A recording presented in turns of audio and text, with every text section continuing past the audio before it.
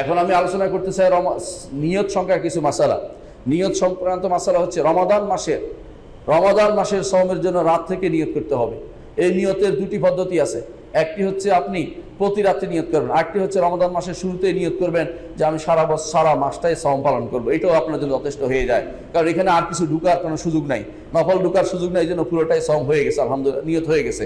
এই নিয়ত প্রতিদিন আবার নামাই তুয়াল এই জাতীয় কোনো কিছু নেই, এটা বলবেন না কোনোদিন, কারণ এগুলি আসলে নিয়ত রাসূলুল্লাহ সাল্লাল্লাহু আলাইহি ওয়াসাল্লাম থেকে সাব্যস্ত হয়নি।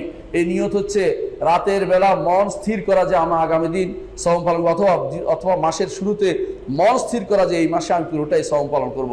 আলহামদুলিল্লাহ এটাই যথেষ্ট, অতিরিক্ত কোনো শব্দ উচ্চারণের জিনিস নয়। কারণ নিয়ত হচ্ছে অন্তর, নিয়ত করা হয়, নিয়ত পড়া হয় না। কিন্তু আমাদের দেশে অনেকে নিয়ত পড়ে, যেটা আসলে সুন্নাহ বিরোধী।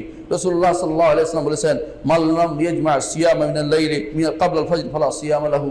যে ব্যক্তি ফজরের আগে ফরজ সওমের যদি নিয়ত কেউ রাত্রে না করে তার সওম হবে না। কিন্তু নফল সওমের নিয়ত দিনের বেলা করা যায়। দিনের বেলা করা কখন?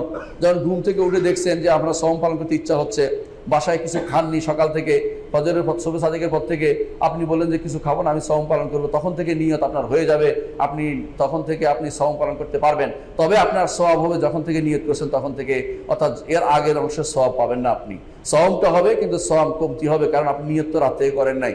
ওই ব্যক্তির সওয়াব বেশি হবে যে ব্যক্তি রাত থেকে নফল সওমের নিয়ত করে রাতে সেহরি খেয়ে শুয়েছে, সেই ব্যক্তির সওয়াব বেশি হবে।